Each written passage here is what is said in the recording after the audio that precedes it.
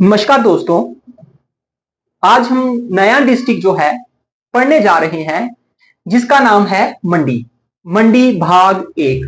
मंडी थोड़ा सा लंबा डिस्ट्रिक्ट है क्योंकि इसमें हमें सुकेत भी पढ़ना पड़ेगा, मंडी भी पढ़ना पड़ेगा, तो हो सकता है 3 वीडियोस जो हैं उसमें इसको कवर किया जाए। आज जो है हम मंडी की जियोग्राफी, मंडी में जो झीलें हैं, मंदिर हैं, वो सारी चीजें आज हम करेंगे। अब मंडी जो है, देखिए इसका गठन कब हुआ? 15 अप्रैल 1948, 15 अप्रैल 1948 इसका गठन हुआ। अब इसका गठन तब हुआ जब हमारे पास 3 और डिस्ट्रिक्ट, मतलब जब हमारा हिमाचल बना तो हिमाचल के पास 4 डिस्ट्रिक्ट थे, उन चारों में से मंडी एक था। और मंडी का जो हेडक्वार्टर है वो मंडी ही था। मंडी का हेडक्वार्टर कहां है? मंडी में। अब उसके बाद मंडी में जो हमें सबसे ज्यादा इंपॉर्टेंट है वो है यहाँ की पर्वत श्रृंखलाएं। कौन सी है? पर्वत श्रृंखलाएं। देखिए, धौलाधार, नागरू, घाघर, सिकंदर, बेरकोट धार। ठीक है जी, ये धार हैं जो बहुत ज्यादा इंपॉर्टेंट है। अब इनमें सबसे पहले जो है धौलाधार। अब मोस्ट प्रोबेबली हम ये जानते हैं कि धौलाधार जो है वो कांगड़ा में है, लेकिन धौलाधार जो अकेले कांगड़ा में नहीं है, कांगड़ा के साथ जो लगते दूसरे जिले हैं उनमें भी वो निचले हिस्सों में है।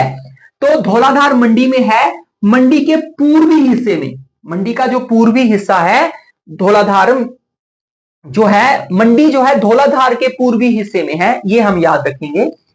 उसके बाद है नागरू। अब देखिए, नागरू यहां की सबसे ऊंची चोटी है और ये जो है ये धौलाधार पर्वत श्रृंखला में ही आती है। ये इंपॉर्टेंट है, ये हम याद रखेंगे। नागरू कौन सी श्रृंखला में आती है? धौलाधार में। ठीक है जी। फिर उसके बाद दूसरी जो हमारे पास धार है वो है घोघर धार। वो कौन सी है? घोघर धार। अब घोघर धार के बारे में हम याद रखेंगे, गुम्मा और द्रंग की खाने हैं। अब गुम्मा और द्रंग की जो नमन की खाने हैं मंडी में, ये भी हमसे बड़ी बार क्वेश्चन पूछता है कि ये कहां है। ये है मंडी में। गुम्मा और द्रंग नमन की खाने जो है कहां है? मंडी में है। फिर इसके बाद आता है सिकंदर धार। कौन सा है? सिकंदर धार। ये मैंने आपको पहले भी वीडियो में बताया था। सिकंदर धार जो है, सिकंदर लोधी जो है इसको पार करके आया था और उसी के नाम पे इसका नाम जो है वो पड़ जाता है सिकंदर धार। अब उसके बाद है बेरकोट धार। ये इंपॉर्टेंट है, ये क्वेश्चन पूछते हैं कि बेरकोट धार कहां से लेके कहां तक है? रिवाल्सर से लेकर के सुकेत तक ये फैली हुई है। रिवाल्सर से लेकर के सुकेत तक। तो ये है हमारे पास यहाँ की धार। अब इसके बाद जो आता है वो आता है नदियां। नदियां कौन कौन सी है? 2 मेन नदियां हैं हमारे पास यहाँ पे, सतलुज है और ब्यास है। पहले बात हम सतलुज की करेंगे। सतलुज, सतलुज निकलती कहां से है? तिब्बत से। हिमाचल प्रदेश में कहां एंटर करती है? किन्नौर। किन्नौर कहां? शिव की वो जगह है। फिर उसके बाद आगे बढ़ती हुई ये मंडी में पहुंचती है और मंडी में जिस जगह ये प्रवेश करती है वो जगह है फिरनू। मंडी में ये कहां से प्रवेश करती है? फिरनू। उसके बाद हम याद रखेंगे सोलन और शिमला के साथ मंडी की सीमा बनाती है।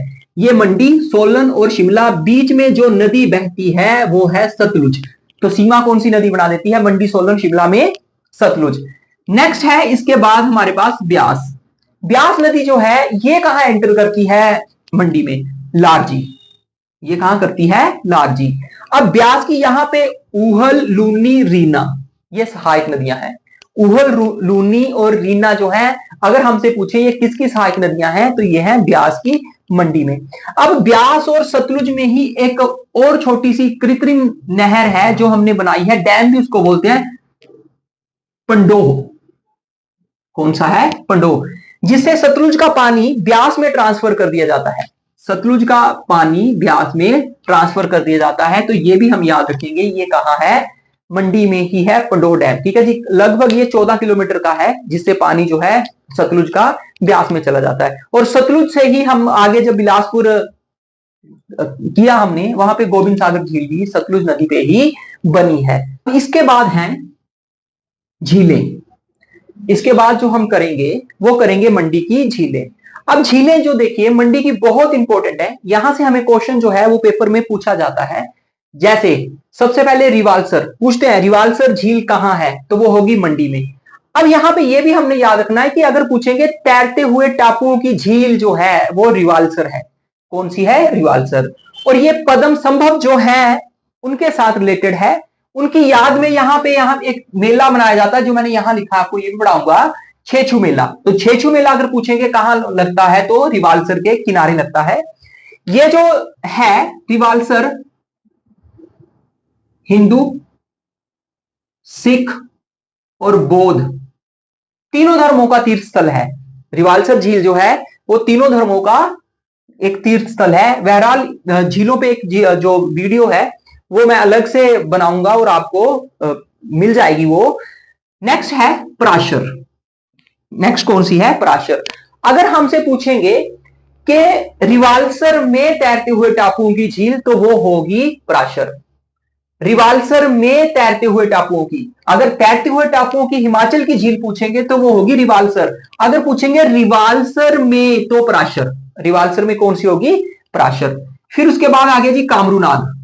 नेक्स्ट जो है हमारे पास वो है कामरूनाग। फिर है हमारे पास कुमारवा झील। कौन सी है? कुमारवा झील। कुंतवियोग, ये इंपॉर्टेंट है, एचपीएसएससी के पेपर में काफी बार पूछी गई है। कलासर, कलासर भी इंपॉर्टेंट है। सुख सागर, उसके बाद जो है वो है सुख सागर। तो ये झीलें थी जो हमारी बहुत इंपॉर्टेंट है। अब इसके बाद आता है वन्य जीव अभयारण्य। इसके बाद है वन्य जीव अभयारण्य। तो सबसे पहले हमारा शिकारी देवी। अब शिकारी देवी जो है वन्य जीव अभयारण्य भी है और मंदिर भी है मंडी में, ये भी हमने याद रखना है।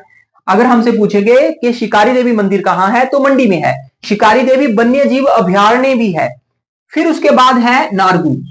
उसके बाद क्या है? नारगू।